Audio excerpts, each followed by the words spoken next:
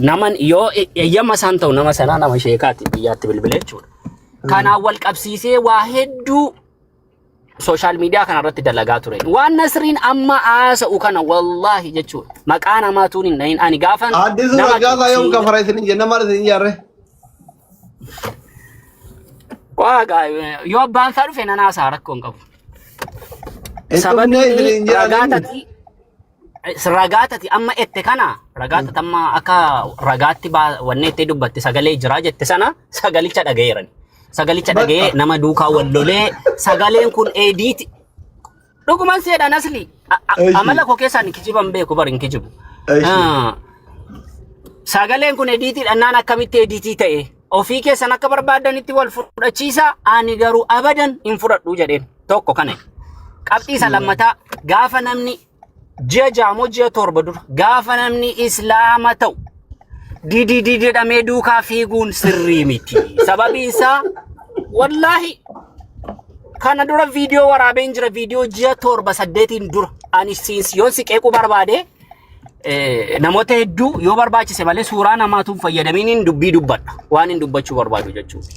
Sababiin amantaa islaamummaa kana Nabi Muhammadin Rabbiin itti ol qabe malee isaaniin amantii islaamaa ol qabametu hin taane isaantu amantaa islaamaa kanaan Rabbiin ol qabe. Namoota hedduu amantaa islaamaatiin ol qabe malee Rabbiin namni amantii islaamaa ol qabe nam tokko hin jiru.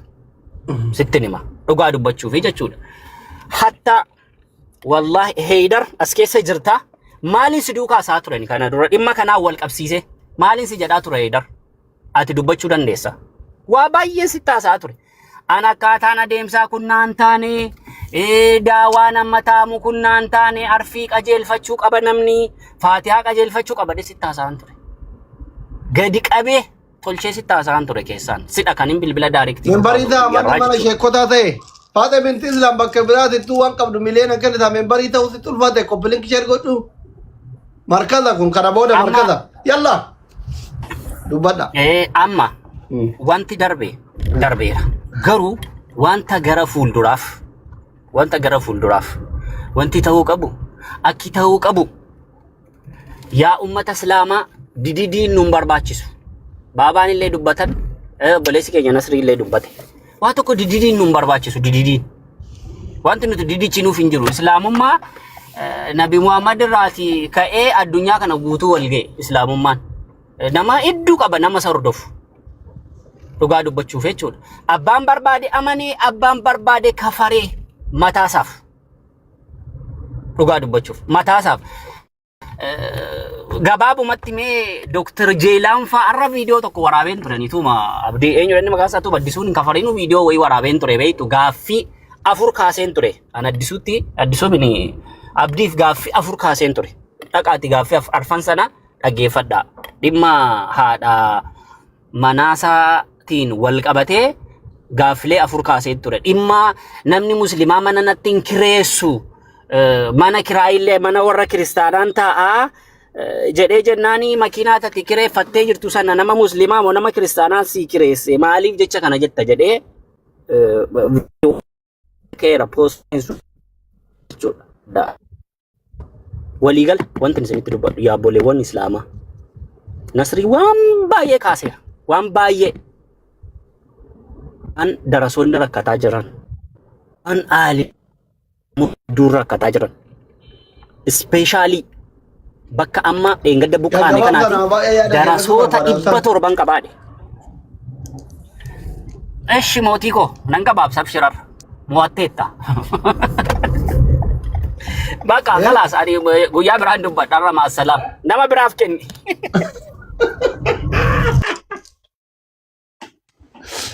Anakka malee naa ta'u akka malee dhugaa naa ta'u dhala naa ta'u by the way miidiyaa kanatti nama wallolee namni ammoo dadhabeen jiru akka ammaatitti. Amma fuula duratti mootummaa ta'uu yaada qaba. Ijoollee kiyya kana hunda isaanii ijaaree hidhachiisee biyya wayii ilaalee mafaqal mangistii irratti gaggeessuu barbaada jechuun Itoophiyaa miti kan Itoophiyaa bulchaa jiru soddaa kiyya ilaalee Eertiraa illee osoo taate biyya xiqqoo akka Eertiraa Jibuutii kanneen mafaqal mangistii irra garagalchina. Namni naa ta'e inni Ustaaz Arab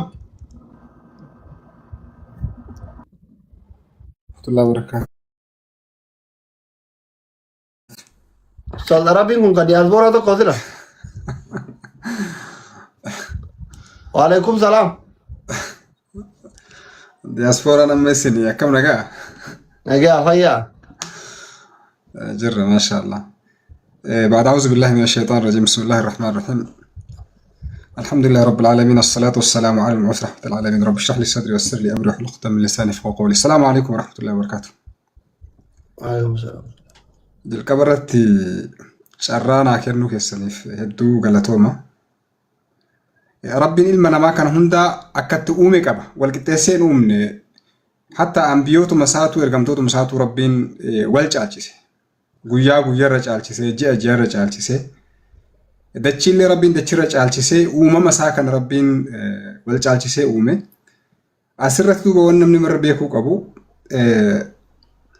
Luqmaan al-Hakiim ilma isaa wajjin harree qabatanii deeman tokkoffaa irratti wanni bakka tanarraa ka'eefani waa'ee ebaluun akkana jedhee ebaluun faan akkana naan jedhanii ebaluun faantileen akkana jedhanii dubbiin takka bakka itti dhaabbattu hin qabdu yeroo baay'ee asii bakka takkaa yoo deemte bakka takkatti yookaan hiikaa jijjiiratti yookaan ilaalcha jijjiiratti bas yookaan waa hedduu jijjiirataa deemte jechuudha. Wanni jechuu barbaade harree qabatanii osoo deemanii uummata wayiitirra dhufanii jennaan uummanni maal jedhaniin maali uummanni gowwaanii harree qabatanii deemanii fi rabbiin haa fe'ataniif haa yaabbataniif rabbiin uume. Lamaaniin lafa deemurra isaan keessaa tokko maaliif hin yaabbannee jennaan abbaan mucaa harreerra kaa'ee deemsatti dhufan. Uummata kana bira taranii magaalaa biraa uummata biraa bira yeroo dhufan ammoo uummanni biraallee maal jedhee maali mucaan gowwaan abbaa isaa kan nama guddaa lafa oofee ofii harree yaabbataa jedhanii. Dubbii tanallee bakka kennanii fi amma duuba lamaanii yaabbatanii jennaan illee ammallee uummata biraatirra dhufan. Uummata biraatirrallee dhufanii jennaan maal jedhaniin maali abbaan gowwaanii mucaa xiqqaa lafa oofee ofii harree yaabbataa jennaan eegana ammoo lamaanii yaabbatanii harree makhluuqa kana miidhanii jennaan irraa bu'an waan jedhaniin duu abbaa waan ilmaa waan jedheen yaa ilma kiyya waan warri duraallee jedhe dhageetti kalammatallee dhageetti kaboodallee dhageetti kanaafuu gaara guddaa kana qottee fixuu gaara guddaa kana buqqiftee bakka takkarraa dhabamsiisuu dandeetta afaan namaa garuu hin dandeettu jedhaniin afaan namaa gara kamittuu jala bahuu hin dandeettu jennaanini asirra duuba waa hedduutu jechuun asirratti kaaleef dheengaddas ardhas waa hedduu hubataa jirra alhamdulillah duuba waa'ee shahaadaatiin wal qabatee tokkoffaa irratti waa hedduu waan nu daangessutu jira yeroo baay'ee nama shahaadaa qabatu kamuu shahaadaan qabsiisnaa kana durallee yoo kaayadatan taatan gaafa paastarsiisaa infaallee hojii falmii godhaa turre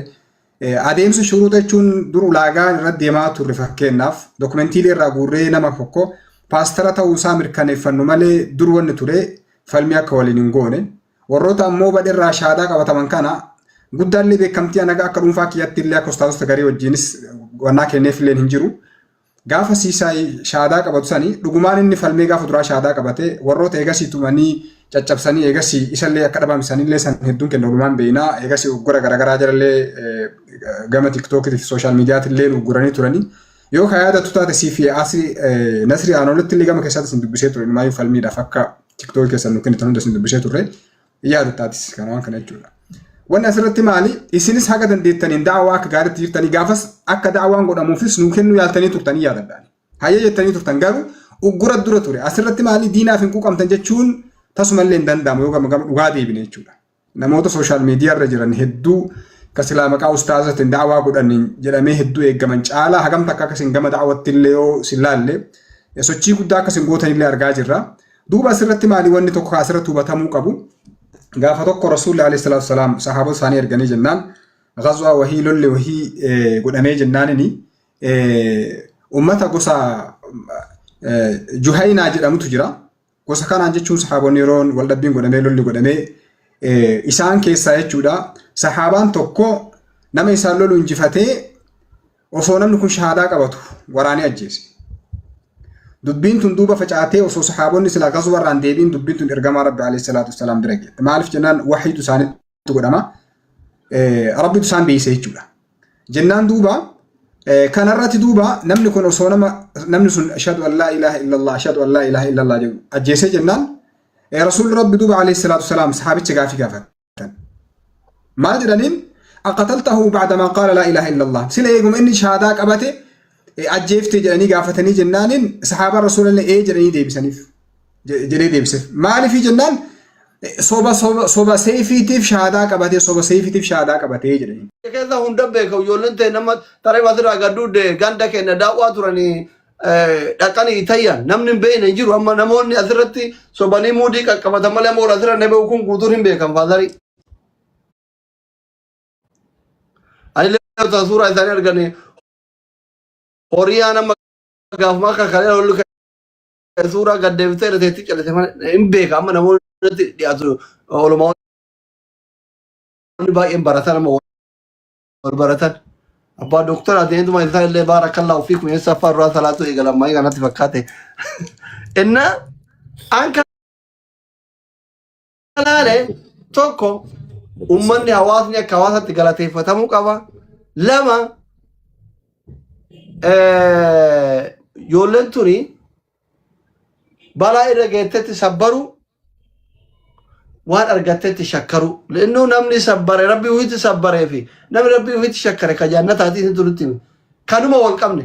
Hadiisuma kana hin qaraane amma faaxee immoo keessa gangalatu tun hin qaraane hin dhageeffatu gidee isin itti himtan. Waan salaataa nu qaraayita isin hin jetti daawwaa tokko tokko itti hima. Ani rabbi rahmata isaanii haa godhu shayini ani irratti qaraay wallaahi namuma akka keessanii kana guddaa kabiru sen jedhaniini loo irratti qaraanenu. Osoo nuti aliifa qaraanu membara rabaa daawwaa himaa nuun jedha. Hin beeknu bara nutti himee himna uummatatti. Kanaaf olomaa'onni keenya gizee ijoollee qaraasiftan hadiisa xixiqqaa akka dadhabnaan sirkiin ka'uu dinnaan ani qopheeffadhee miidiyaarra dhufe. Ol bararii gabbararii allaatti duuti lafa jedhanii nuti takka namaa wallollee mo'atamnee hin beeknu uummanni dhugaa jiru ka argamu.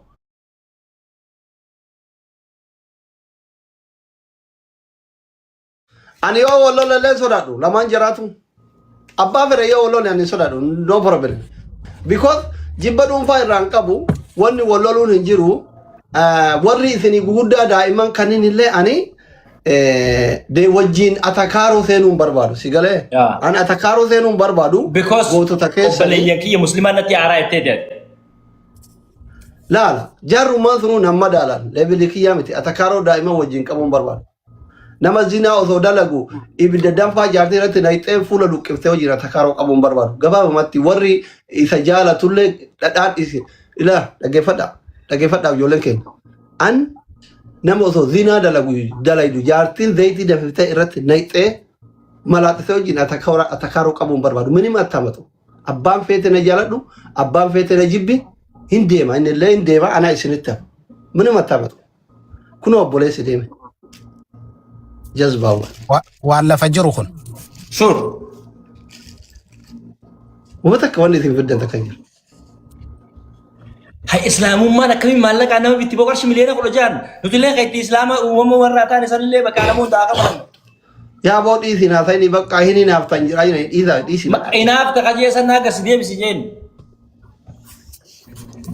warra ummaa hin beekne boon maallaqa jecha meeqaatamtu islaamee gaafa sahabaatu warra rasuula argee ubar sallallahu alaihi wasallam waa kannan jecha dhaga'ee islaamanii meeqaatamtu kafare addis አይደለም ለኛ አዎ ገሩ ገፉምቲ እኒ ኢልማ ነመረት ላል ማለቃ ሚቲ እስላማ እትዱፌ ሚቲ እስላማ ፊ ክርስቲያና ኦበለየን ኦሮሞ እኒ ዲነ ጋራ ዱዳ ፊ ጋራ ወሊ ጎዴ ኢሳን ጋራ ቢዱዳ ወሊ ጎደን ሰምቢራ ዱፈኔ ከና አረብሰን والله أمنتي مسلمة كسوة نكسينا يوم هندقيني هنجرولة أمنتي مسلمة أمنتي برانا عرف سيتنا وبافت مالك أم بتة تكانا قرب خنا ماله سيجاره دكتوروني أنت رجع مجانا خلاص من عسيتي ورني قرب